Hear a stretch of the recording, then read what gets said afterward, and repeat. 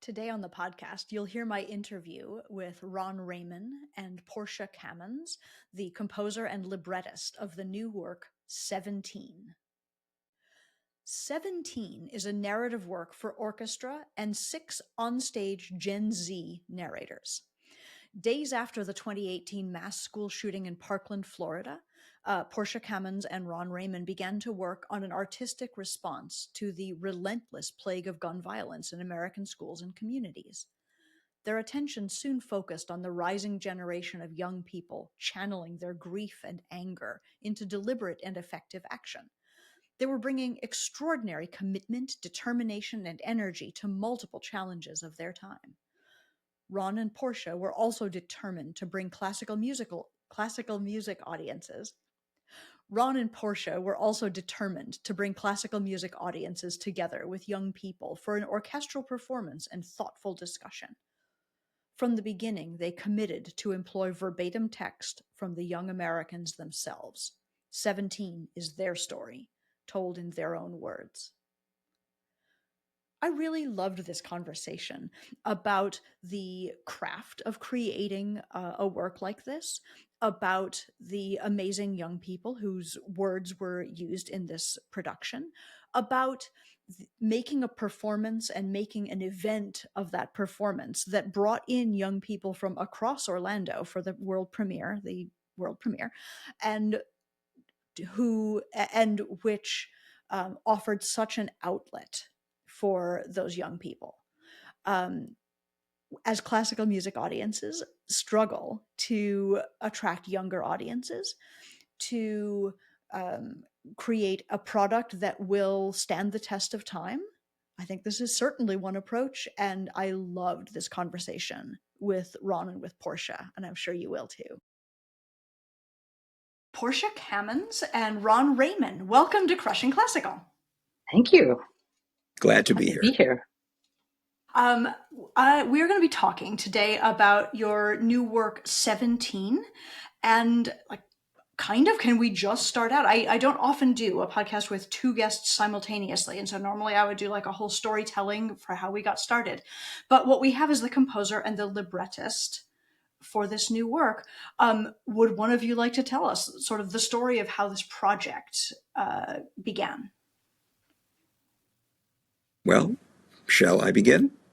Please. Since I guess I should begin because it did actually originate with me. I'm a composer, and I guess it was in 2018 when there was a shooting in Parkland, Florida. I decided I wanted to use my voice to write something about that tragedy and about how it affected young people. And at first I thought, I'm just going to write a piece of music. And then I thought that that was not going to be sufficient, that I needed words, and not my words, but I needed the words of young people. At that point, I contacted a friend of mine who was a professor at Juilliard, and she introduced me to Portia, who is a librettist and a producer based in London. I'm in San Francisco.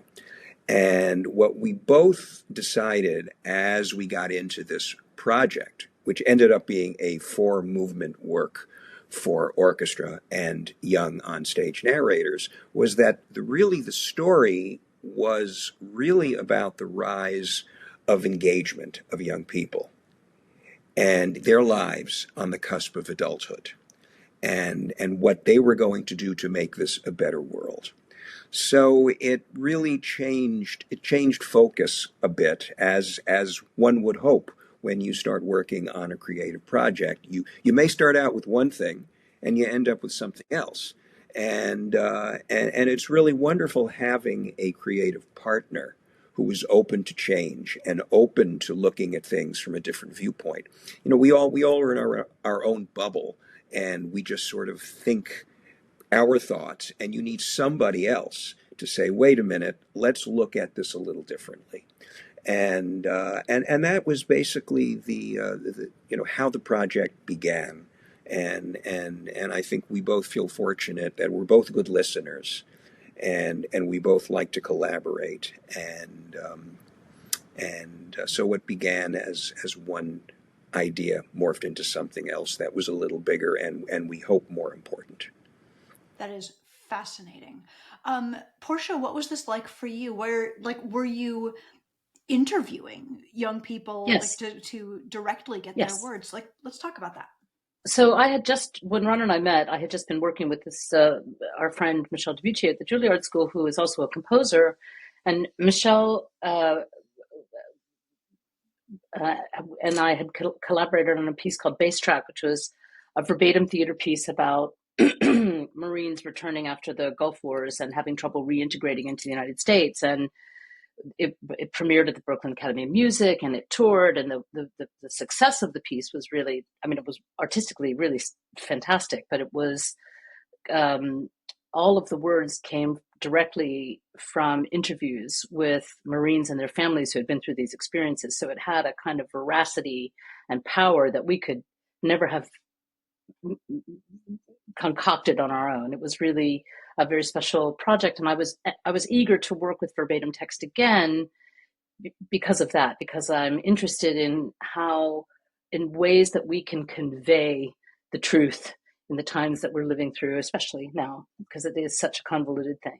So when Ron came to me to talk about this, I immediately started following the young people who were making an impact in the immediate aftermath of Parkland. And they were so impressive, all of them. I mean, they're the famous ones who made the cover of Newsweek, but there were many thousands of other young people all around the country, all around the world, who were activated in that moment. It was just a tipping point, in my view. And I initially just followed them on social media, on Facebook and Twitter, and, what was then Twitter. And then tentatively, I reached out to them one at a time to say, will you talk to me? Or will you ask your mom? It was, some of them were really quite young. The youngest two were 13 when I first met them. So but they had such agency at a really, really young age. And they were full of that youthful drive that, is in my view, this is not a scientific finding, but this is going to serve them well throughout their lives, what was awakened in them at that point in time. That's huge. And, I remember this time, right? This particular shooting and that particular collection of survivors who were so articulate and so passionate and so driven to create change. It was inspiring. Can I ask just an ignorant question here at this point, because I'm curious about the life of a librettist, because I think the job is words, and you're explicitly talking about like other people's words. So what is your role if it's not writing the words? Like, what is your art excavating like? Excavating. I mean, I must have, I have dozens, maybe hundreds of hours of interview recordings from my time with these kids. It took a while to develop trust with them and to really get them to tell their stories. And I didn't even realize until we finally met in real life in Orlando in November at the world premiere that they were at such tender periods in their life. They were really just coming to terms, many of them, with unimaginable tragedy in their personal lives, and that made them take action. And I contacted them because they took action, but I wasn't really fully aware of how changed they had so recently been. So when we finally met in real life, it was interesting to see them reflect back on their own words from 3 or 4 years ago that were so full of passion and hope and drive, and kind of have a meditative moment of like, yes, that is in me still. It was very powerful. But a libretto by definition has to leave room for the music, right? It can't just be chat.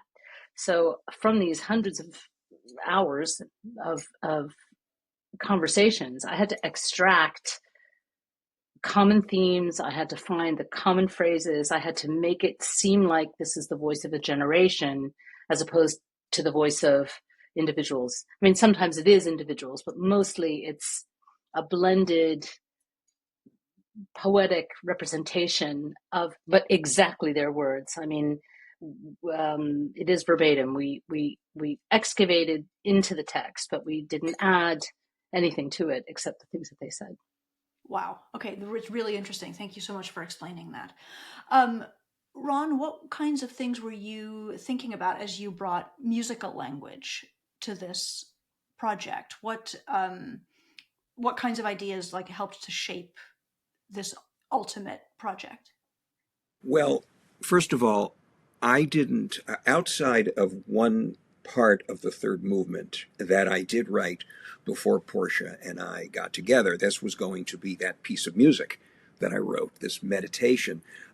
I waited until Portia had constructed, at least had the scaffolding for this four movement work. It was actually a three movement work that became a four movement work. I wanted to know what the words were, and my background is as a film composer.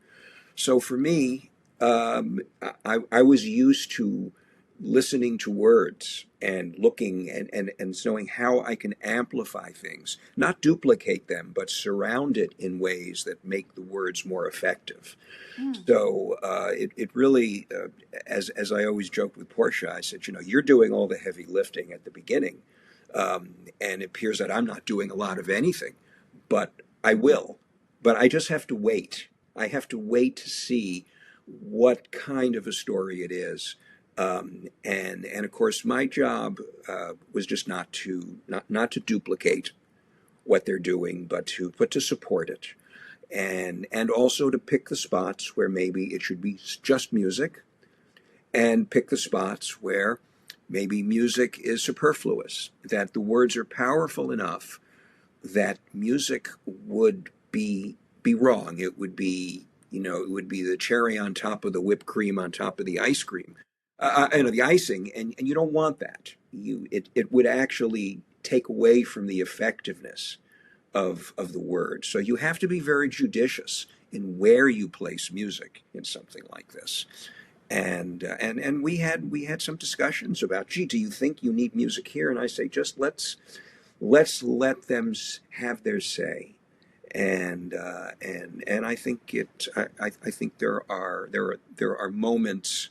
If a libretto is constructed as beautifully as Portia did it, there are moments where you just let it be, and then times when, okay, now it's my turn to take over for a little bit.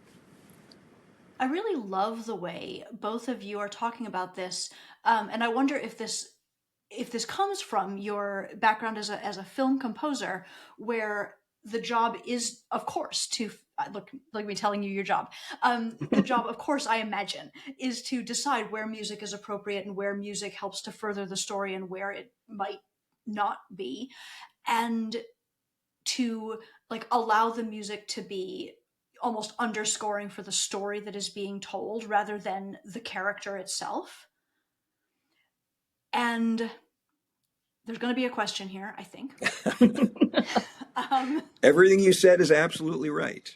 Oh, good. I wonder, when you think about an orchestral performance on a stage, is there, I imagine that when you're thinking about a movie, there's a lot of like visual element that you're getting around, and an orchestra tends to be a kind of a static thing from the audience's perspective. Like inside it, we know we're all very busy all the time. I wonder how that changed the way you were approaching it, if at all, like the lack of a visual element. Well, we such an interesting question. It is an interesting question. It sort of kept me up at night sometimes, thinking, gee, we have an orchestra sitting there, and we're just listening to the words, and how is this going to play in a concert hall? There's actually an interesting story. I just digress for a second. When orchestras started performing in concert halls, the film with music, whether it was Home Alone or Star Wars, I told that they were doing Back to the Future. And they actually asked the composer, Alan Silvestri, to come in and write additional music, because there were moments when there was no music. And people are sitting there in this concert hall, and the orchestra is just sitting there twiddling their thumbs for 10 minutes. And that just wouldn't do in a concert hall. That's not the reason to do it in a concert hall. So he had to go back. And I'm sure it was very tough for Alan, because there was a reason why there wasn't music in that particular area. And now being asked for very practical reasons to come in, and we know it's not ideal, but can you write us something, because you got to have the orchestra playing. Fortunately, we're not, this is a 26-minute work, and people say it goes by pretty quickly, which I take as a compliment. Doesn't drone on and on. But it's definitely different than writing for film because of the venue. You're absolutely right. I want to also add that in the beginning, when we first started talking about this and we were sort of dreaming of what this piece might be, we thought we might have a visual component to the piece. But first of all, the expense of that was prohibitive. But more importantly, someone along the way, and I wish maybe you can remember who it was that said this to us, that maybe it was Eric Jacobson, actually, who said, I'm glad there's no visual component because I want people to listen. And there is a theme in the second movement that is taken from a poem that one of the young people I interviewed wrote, called, the theme is Listen to Our Voices. And that kind of became a lodestar for us, that we were really, our overarching goal, in addition to making a beautiful piece that people could enjoy, that they would hear these young people and the beautiful things they have to say about the world they're trying to create, Amazing. And that's something that I'm like really hearing so clearly from both of you, that it seems as though, look, I've talked to a lot of composers, and in many cases, they're interested in like promoting their music, and they want their voice out there. Like that's what's important. Mm-hmm. And in both cases here, it sounds like your main purpose was to make sure that the voices of these young people really got showcased. And I think that's really impressive and generous. Well, Thank you so much. Thank you. And really, it's never been about us. It's been about the kids. And I say kids, I shouldn't say kids. It's about the young people who are now young citizens who are trying to do something. And it was always going to be about them. It wasn't Ron Raymond's violin concerto. It was always about them. So we never had a problem with that. And as a film composer, you're never the center of attention. I mean, unless you're John, maybe that's a little different. But otherwise, people will say, "Oh, there was music in that." They don't even notice it sometimes. Yeah. Well, that makes so much sense. So you got this piece performed, and you got this piece performed in Orlando, which is not a place that I think about being really pro gun control necessarily. Like no, and I want to just be really clear. It isn't a piece necessarily either about, even though it was inspired by the what happened at Parkland and what happened more specifically after Parkland, with a wave of involvement of young people across the country. It is true that in that case, that tipping point came as a result of the explosive growth of the March for Our Lives movement, but that also created, 1,000 fires everywhere, young people being involved in so many different things, and all of that, all of their passions, all of their beliefs, all of that drive is encompassed in the things that they say in 17. So even though it does touch upon their experience with gun violence, which is such a common experience for young people in America today, I hate to say it, not just violence, but active shooter drills and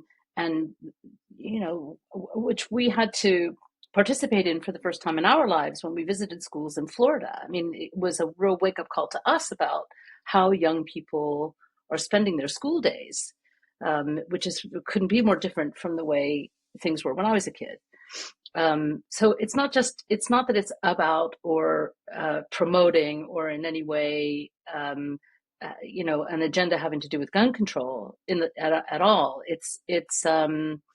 But it was still brave for Orlando to welcome the world premiere and to support it in the way that they did, because it was absolutely such a joyous event. And I will say this, it happened 10 days after a mass shooting in the streets right outside the Steinmetz Hall in Florida. On the Halloween, the shooting was on Halloween, and our world premiere was November 8th.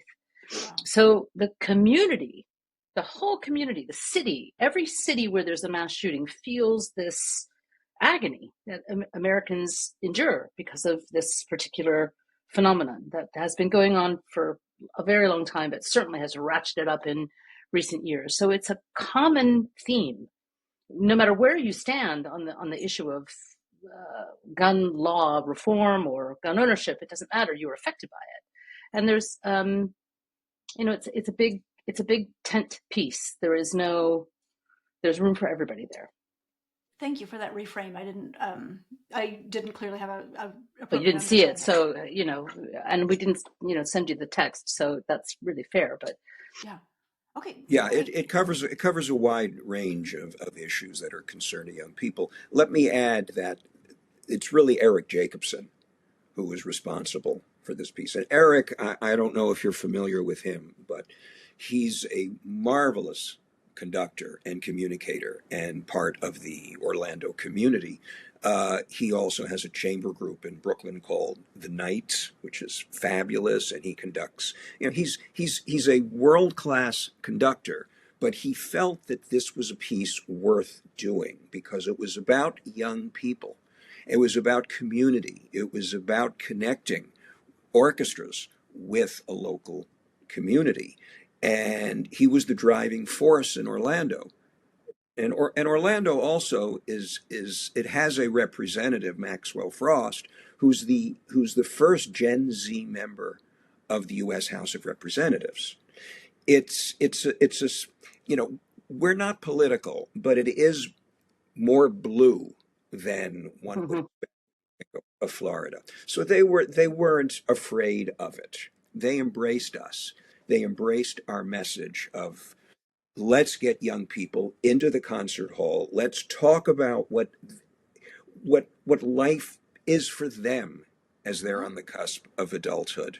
And gun violence and gun safety is one of a number of issues that we touch on in this piece. Sure.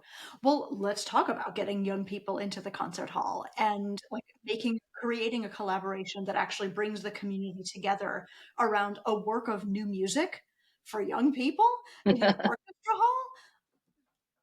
Well, I mean, it's an amazing opportunity, and how well it works is, really depends on whether or not people roll up their sleeves and help to make it happen. But we were very happy to come to Florida before the event and visit schools. And we went to a couple really big Orlando high schools with some of the kids young people who I interviewed came to Florida for the premiere, and they came on the school visits with us. They were there's no better spokesperson for this project than these young people. And also for just getting involved with something meaningful and something creative and to find your voice.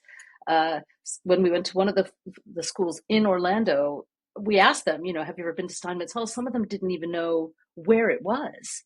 But we had a QR code there, and we, by the end of our, I don't know how long were we with them, Ron, an hour or an hour and a half, they were all standing, and so many of them came, and it completely changes the vibe in the auditorium to have, I don't know how many kids there were, young people there, but there were a lot. And I just want to tell you one other aside that speaks to Eric's generosity and the impact that you can make with a relatively, it seems almost just a gesture at the time, but the young people who I interviewed who came to Orlando, we met them at Steinmetz Hall to give them a little tour of it's incredibly beautiful and very, very impressive. And they were all just meeting each other for the first time. We were meeting them for the first time. We wandered into Steinmetz Hall, all agog and, eyes bulging. And then Eric said, why don't you just sit down and let us play you symphonic dances? From West Side Story, which was part of West Side Story. next program the next night. So we all sat down, like, I don't know, 12 of us, 15 of us, me, Ron, Jimmy Bernstein, and sat in Steinmetz Hall. And the kids all went, remember those old Memorex commercials where the music turns on and people like go like this? That's what it was like. They all went, whoa! And it was so beautiful just to have that experience with them. And we were late for the next thing that was scheduled. Ron just sort of looked at me and was like, just don't move. Because they got to hear the Orlando Philharmonic play symphonic dances through to them so beautifully. And they were all just, whoa. Yeah. And just for them. Like, just for them. Amazing. Yeah. Yeah, the power of music. And unless you hear it live, unless you're there, the idea of just accessing, making music accessible at home or on a video, it doesn't have the impact. It doesn't have the power and leave the impression of being in a communal concert hall. So to your question, how do you get people to go to the concert hall? You have to attract them by trying to think of what might interest them. And I think for these kids, as young people, and they showed up and they said, okay, they talked to us this morning about something that means something to us, our life as we are contemplating adulthood. So they came to the concert hall, and during the Q&A afterwards, they spoke. They talked. They didn't just say, okay, we're going out. We're done. We're going to dinner. We're going to a party. They stayed and they participated. And to us, that was incredibly rewarding, that we could reach them in a way that maybe words can't always reach them. You reach them through the medium of music and orchestral music. That's stunning. Like, that's a really beautiful story. And like exactly what we want, right? Live music does have this power, but only if you're there, only if you come. And of course, Gen Z it's not as though, because there is not a surge of Generation Z young adults thronging the symphony halls, it's not as though they don't have their own art and culture, right? Like right. But this feels like a really lovely way to meet the new audience where they are and also amplify their voices for maybe the rest of the symphony audience. Like, there is a lot of win-win potential in this project. I mean, it does take work. I mean, you have to put it, because you're building something, a bridge between the arts institution and the community, and specifically a rising generation in that community. So there is work that has to be done. Ron and I are both at places in our careers where we would be, really happy to come to anywhere that 17 is performed, to do that work, to go into the schools and to talk to young people, bring people from our interview cohort if we can, and do that same work again, because it is the magic of it. It's part of the magic of it, to one step after the next, to first to engage and to begin to establish a tiny sense of trust. If you come, I will not be wasting your time. You will not be sorry. And we did it in Orlando, and it was just the energy in the room afterwards was so joyous. And as I said, we had a Q&A afterwards with some of the interview cohort who came down and had just heard their words for the first time. And I think it was really a beautiful thing for people to witness that as well, to see the impact of a piece like this on not just the audience, but also the people who were involved collaboratively, because it is, in that sense, a little bit unusual to see yourself conveyed in this hybrid piece. I think it's important to note that it was a broad-based audience, and part of what we were trying to do is to get people who don't ordinarily listen to the concerns of Gen Z, older people, to listen to what they have to say. So this is not, it's not, okay, this is Peter and the Wolf. This is for young people, Young Person's Guide to the Orchestra. It is a piece about young people, but it is for a general audience. Yes. So we wanted older, seniors, middle-aged people, young professionals and teenagers to be together, and for it to be a multi-generational work. It's not a work for kids. It's about their lives, but for consumption by all ages. That's amazing. I think this project is really exciting. And I've loved this conversation. I guess, what are your hopes for 17 going forward? Well, first of all, we're still sort of riding high after the experience we had in Orlando, and we hope to replicate that or something like that in as many places as we can in coming seasons. I mean, we're talking to people from all over the country at the moment, and I think this is a little bit of a strange time now, just in terms of what to program and that sort of thing. But we're making steady progress, and just, anybody who might hear this podcast who wants to talk to us can find us either through our website, which is, can I give our website? Please. Is that okay? Is 17inamerica.com, or our Instagram page, which is 17_in_America. We're eager to talk about it with anybody who's interested in bringing it to their community. And eventually, after professional orchestras, we also want to talk. There's so many great youth orchestras in the United States, which I really hope this will. Right? Yes, you have ideas. A few. Okay, good. Well, we'll talk to you. I mean, Ron, do you want to add anything to that? No, I mean, youth orchestras are great. I mean, we've already had interest from some orchestras, and it's really it is as Portia mentioned, it's a difficult time in the arts right now. It's difficult in terms of funding. It's difficult in times of programming. We're a very polarized nation, and we're hoping that a piece that's a message of hope. It's not really taking sides. It's using their words. This is how they feel. You may agree with them. You may disagree with them. That's okay. As a matter of fact, that's what one of them says. You might not like you might not like me. I might not like you, and that's okay. But listen to what we have to say, and we think this piece is timely, and we hope that it will be performed and brought to communities across the country. It's a way for orchestras to engage with their communities. It's a very locally based piece. And every time it's performed, it will be different because the young people will be cast from the communities where it is performed. And it will be directed there. The way that they are on stage will be a little bit different. This is not carved in stone in the way it's going to be done.